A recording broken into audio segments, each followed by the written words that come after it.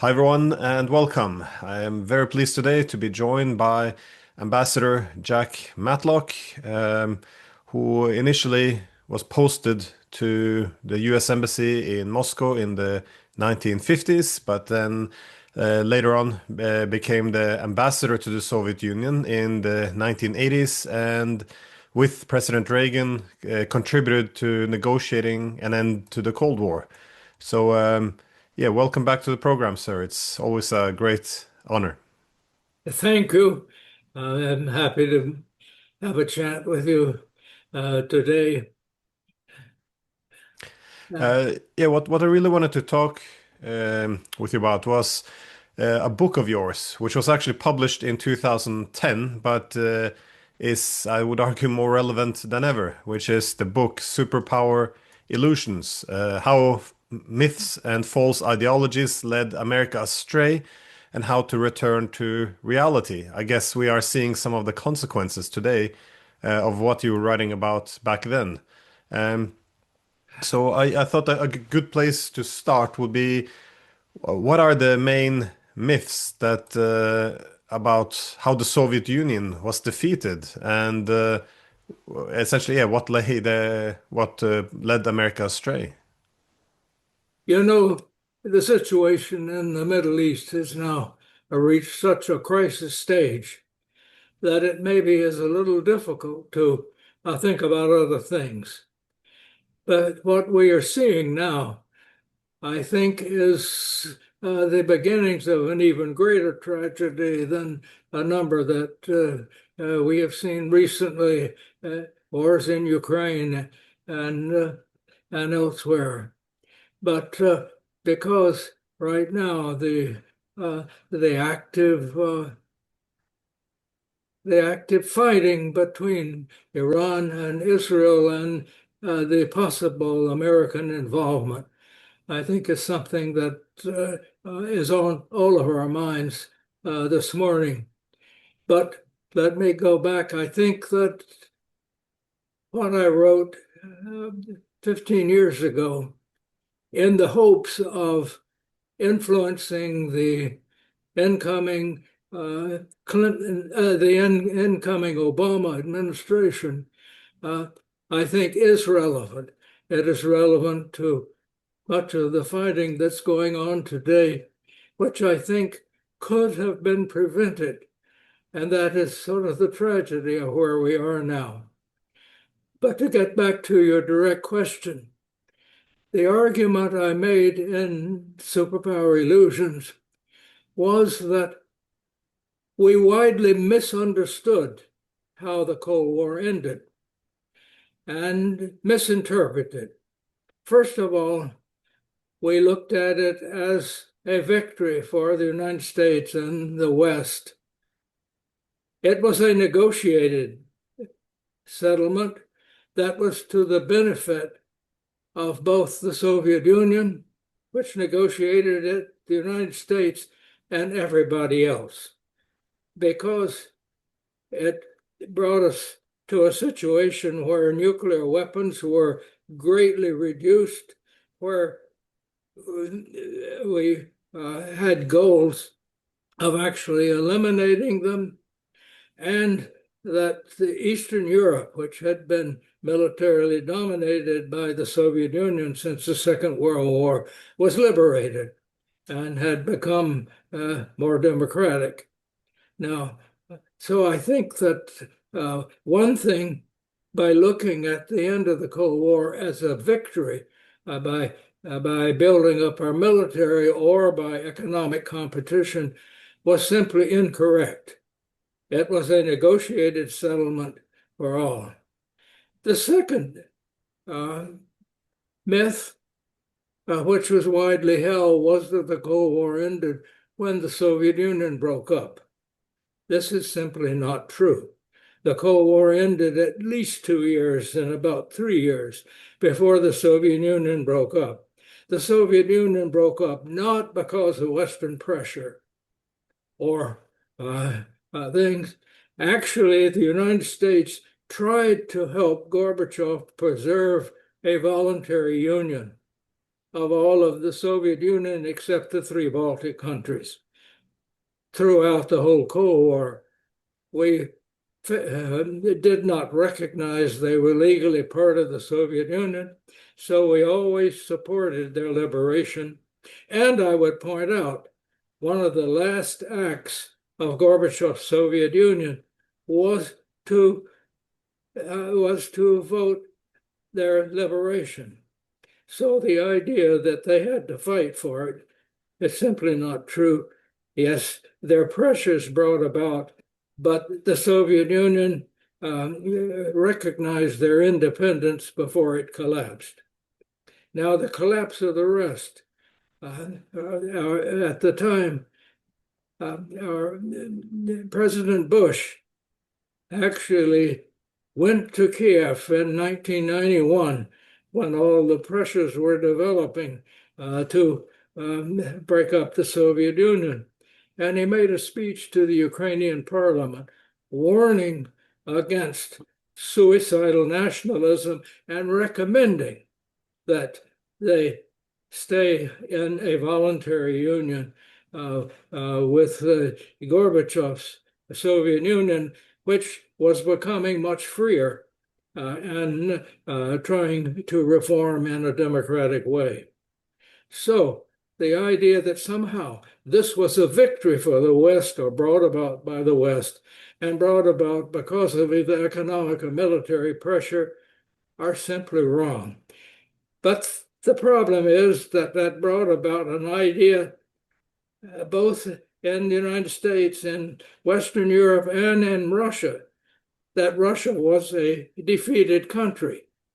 Now, when we look at the breakup of the Soviet Union, it was led by the leader of Russia, the elected leader of the Russian Socialist Federated Soviet Republic, Boris Yeltsin. So the idea that you hear now, oh, Russia is always expansionist, Russia has designs on this and that, they forget that it was Russia that played the key element in breaking up the Soviet Union. So the problem with many of today's attitudes is that we simply have distorted and ignore much of this history. Yeah, I also liked in your book how you write that the lessons learned created a very dangerous culture. That is, if one would assume that peace was created through negotiations, that would have had one historical lesson, while in contrast, if peace is achieved through military victory, it would create a very different, more militant, I guess, mentality towards what creates peace in the world.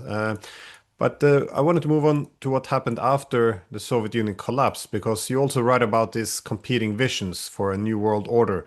And you mentioned specifically Zbigniew Brzezinski's version of Macinder's Eurasian heartland, which you argued prevail, which is, I guess, a unipolar or hegemonic vision for the world.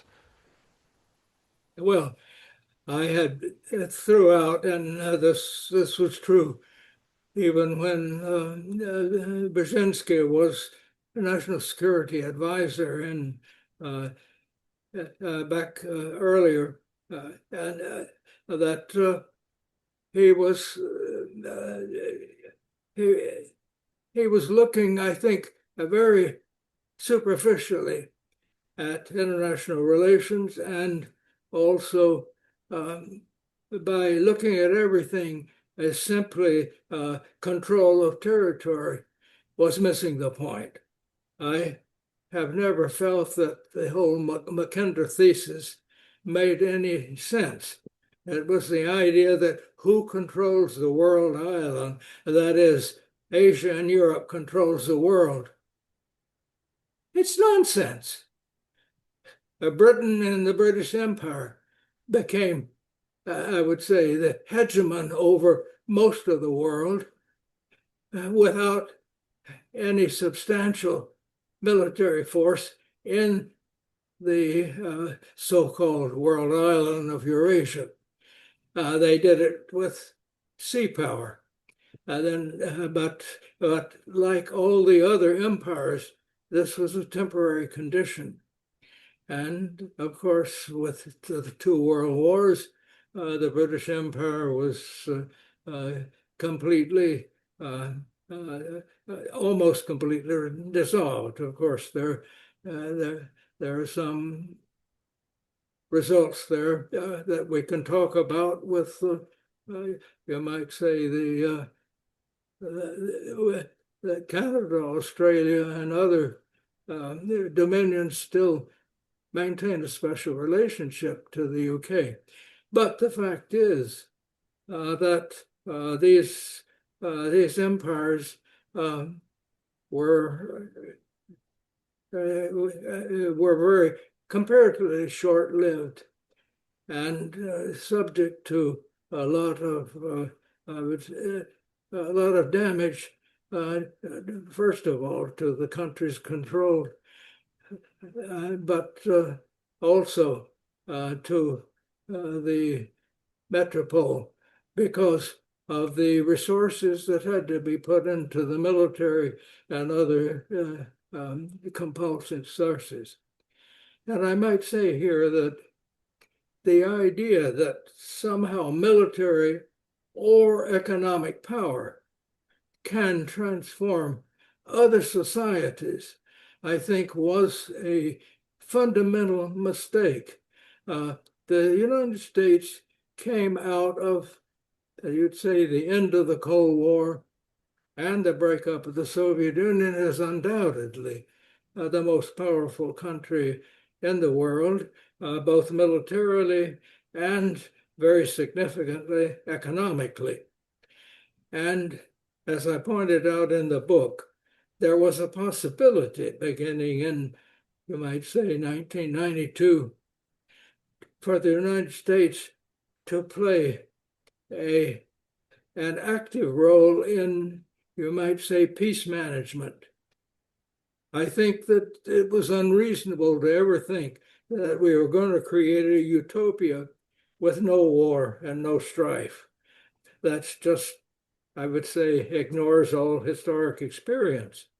But what we should have learned is the attempt to use our military and economic power to coerce other societies was, in the long run, not going to work. We're seeing the results now, I think, in spreading wars, and that are going to, if we don't bring this under control, engulf us all. Yeah, I think that was the bit dangerous consensus because the the idea that security would derive from hegemony, it kind of brought together different groups because some, genuinely optimistic about the possibility of transcending the conflicts of the past by having, a liberal hegemon. And it also brought, of course, the more neo-conservative who saw military means as the main instrument. But what were the main agreements, the way you see it, after the Cold War for and well, agreements and plans for a new European security architecture? Because initially we did have some agreements for creating an inclusive European security architecture, one that would overcome bloc politics. I guess a lot of this was also built on the Charter of Paris for a new Europe. But what were made these main agreements, the way you see it, and why didn't they hold? Well, we had the Helsinki Final Agreement well before the end of the Cold War, which set certain principles. And one was that a commitment to protect human rights, and that played a very significant role in the developing democratization of the Soviet Union. And but it also had a principle that there should be no change of borders without mutual consent of the two countries involved. Now, one of the things we failed to do after 1991 and the collapse of the Soviet Union is further to develop the structures that had been created, such as the OSCD, and which had no real power but could have been built up. Actually, there was no effort to build a security structure that included everybody, because there was a decision in the 90s by the Clinton administration to begin expanding NATO. Now, I say that was a decision by the Clinton administration because NATO cannot take in new members without the unanimous consent of the existing members. And of course, in many ways, the most essential member in terms of military and economic power has been the United States. But earlier, there had been an effort called the Partnership for Peace, not to expand NATO in that case, but to develop a partnership that would allow, I would say, that would allow the gradual decrease of military forces in Europe. And that was one in which Russia became part of, and also most of the successor states of the Soviet Union. But instead of using that as a substitute for NATO expansion, which was quite acceptable to Russia, the Clinton administration decided to start expanding NATO. And this, I think, was very much opposed by the Russian President Yeltsin. It's sort of ironic that at one point, and we know this from the documents now that have been declassified, President Clinton was telling Yeltsin that the Partnership for Peace would be a substitute for NATO expansion. At the very same time, the State Department had instructed our ambassador to Warsaw to say that it would be a step to the NATO expansion and inclusion of war, so that our diplomacy at that time was a bit two-faced, I must say. This was after I had retired, but the thing is that there was no threat to the countries of Eastern Europe when we began to expand NATO. Now, the importance there is that NATO was first created as a defensive alliance to prevent the further, you might say, invasion of Western Europe by the Soviet Union, which then, included as allies much of Eastern Europe and the Balkans. But the thing is that once you start expanding when there is no threat, it becomes an offensive alliance. And I must say that when we were arguing over this in the 90s, I testified before the Senate Foreign Relations Committee, at that time headed by Joe Biden, Senator Joe Biden of Delaware. I testified that this would be a huge mistake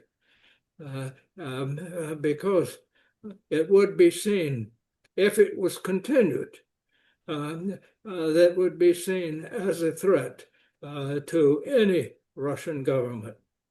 And actually,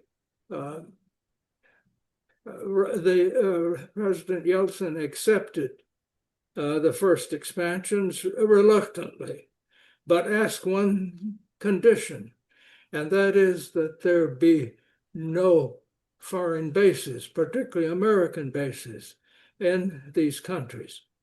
I would add here, when we talk about NATO expansion, I think that the most serious issue is not the expansion as such, that is the guarantee that is given to members, a guarantee to consider an attack on one and attack on all. That is not the most serious thing. It is the fact if you use that membership to place your bases there. And so that is something that I think has been ignored by much of the present considerations in Europe and in the United States. But it was absolutely clear to me and almost everyone else who were in senior positions negotiating the end of the Cold War that this was a big mistake, because you no longer, if our goal, after all, had been, as we ended the Cold War, what we called a Europe whole and free, and what President Gorbachev of the Soviet Union called our common European home. And it was the United States and its NATO allies that broke that, you might say, understanding, as we began to make military allies of countries which were not being threatened, but which inevitably, if NATO put bases, would be considered a threat by Russia.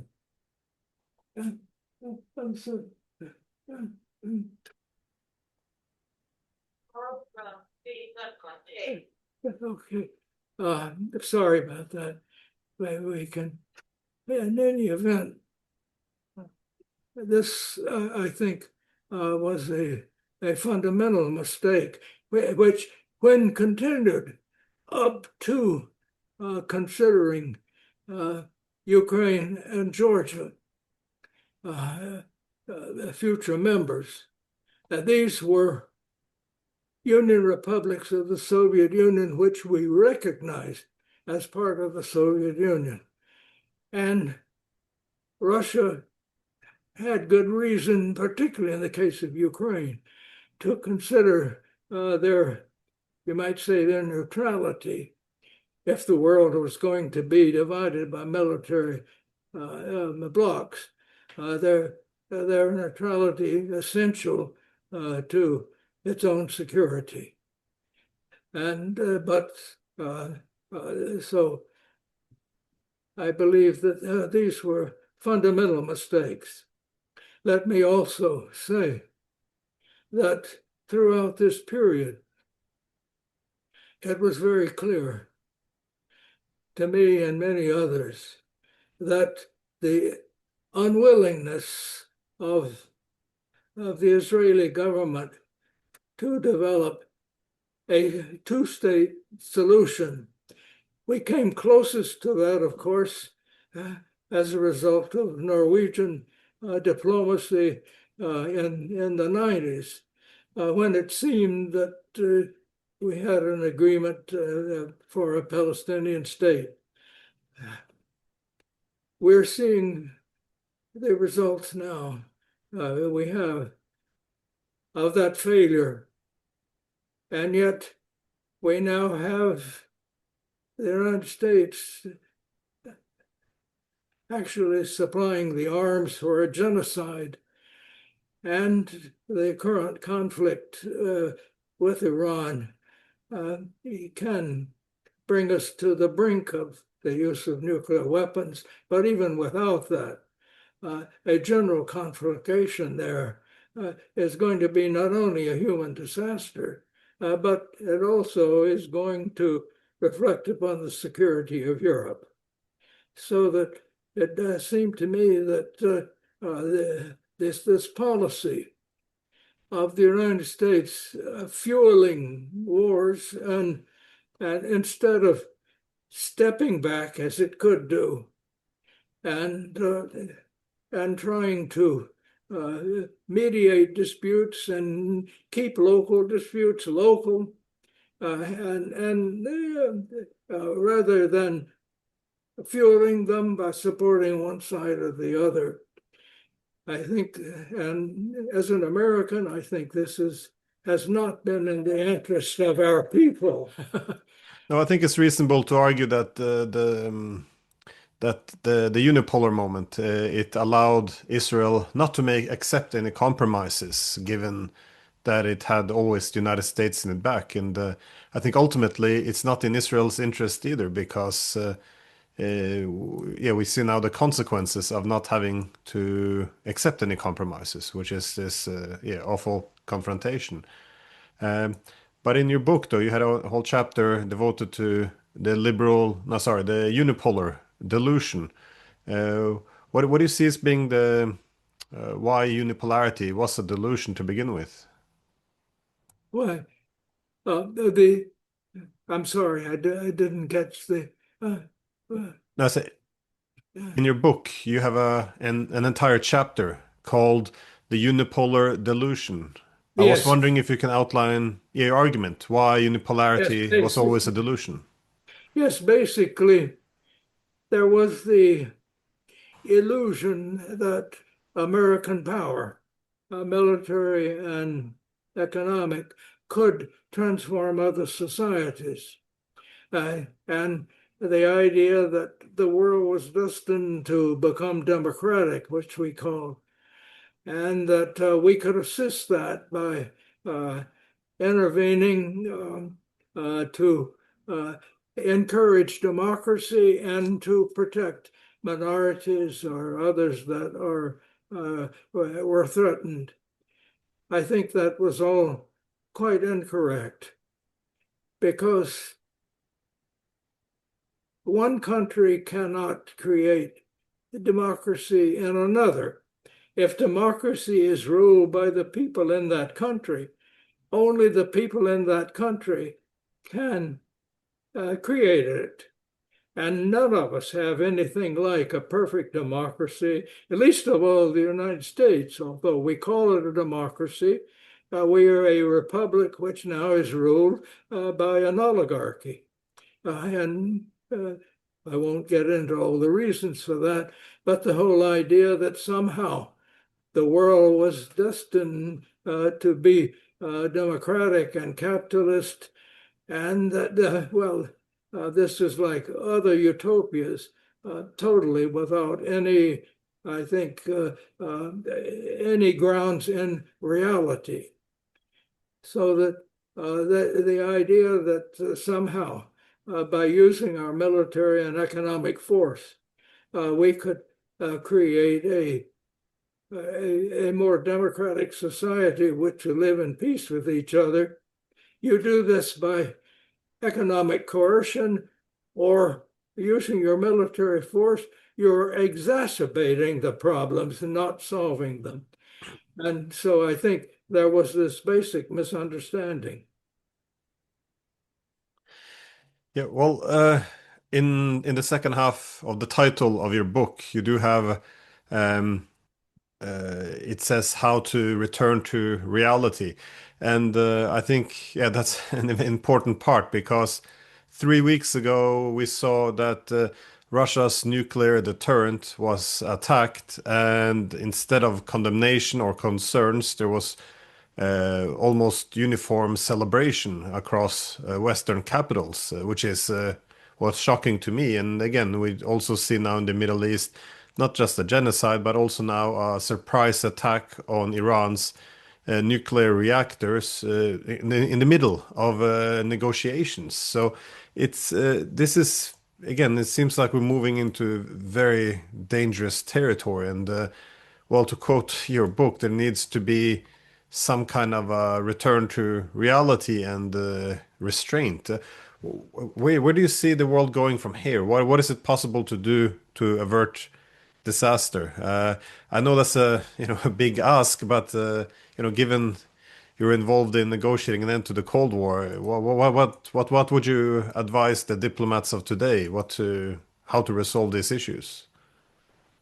Well, it's a very complex issue, and things have gone so far that unless we have leaders that are committed to negotiating an end and a reasonable end to these conflicts, we're not going to be able to.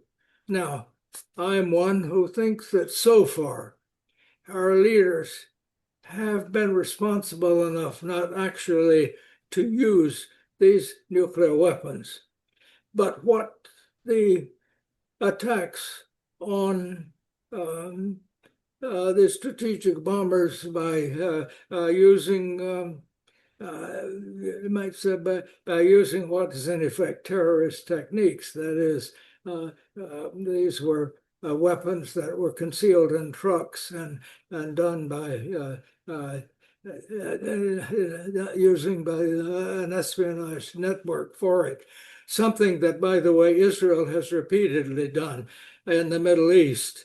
These are breaking down the general theoretical barriers to what is fair in war and what is not. All of these wars are undeclared. We have stopped even going through the legal necessity of declaring a war when we're using military force.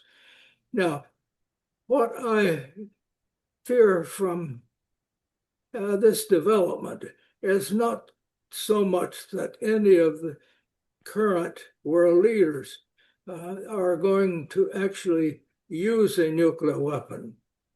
I suppose the country most likely to do so is probably Israel. But I don't believe either the American or the Soviet leaders or the Chinese leaders are inclined to use nuclear weapons. What the danger is that if these weapons get out of control, there are ways to smuggle them in with trucks and could do irreparable damage. For example, even a small nuke in a truck smuggled into the United States and driven by a suicide bomber into Washington to Pennsylvania Avenue between the Capitol and the White House could wipe out our government. That is much more likely possibility than any major government doing it. The other possibility I would see is if we keep growing military pressure on China, and there ever should be an attempt of China to invade Taiwan. If we try to interfere in that and the Chinese were to use a nuclear weapon against our task force, how are we going to retaliate with that? So I think that we are not controlling this. And this idea that, well, they haven't been used yet, they probably won't. I think that's a Pollyanna vision. And I think that's what's happening in the Middle East is a product of that. After all, why does Iran not have the right to peaceful nuclear power? And yet we in Israel have been trying to preclude that since the 1990s. Now, so we tend to try to force restrictions on others that we ourselves are not willing to live by. And this worries me. And I think that the weapons of mass destruction and biological weapons in the hands of terrorists that can be much more dangerous than we recognize today. And when we break down the norms and make exceptions and try to bring military and economic pressure on countries which are not threatening us, I think we are helping create this anarchic situation, which is extraordinarily dangerous. Yeah, I think, well, to summarize your argument, I do agree with that we'll always have competition and conflicts, but it's the basic rules which have all appeared to be broken down. I think some of these rules broke down under the unipolar moment simply because there's no reason to follow rules if there's no constraint on ourselves. So as you said, we begin to put limitations and rules on others which we don't accept for ourselves. And also, of course, the new technologies emerging. There's no rules anymore for this, and I this is one of the things that's has concerned me with the proxy war in Ukraine as well. That is the rules of a proxy war in terms of what you can do. For example, launching missiles operated by Western forces into Russia. That this is something which wasn't done in the past. So it seems all rules are being broken. Genocide, yeah, this surprise attack during negotiations. It's deeply concerning because without any rules, yeah, it's very difficult to limit some of the worst parts of yeah, great power rivalry. So, anyways, Ambassador Matlock, thank you so much for your time. It's always excellent to speak with you. So, thanks again. Well, thank you for the opportunity. Bye.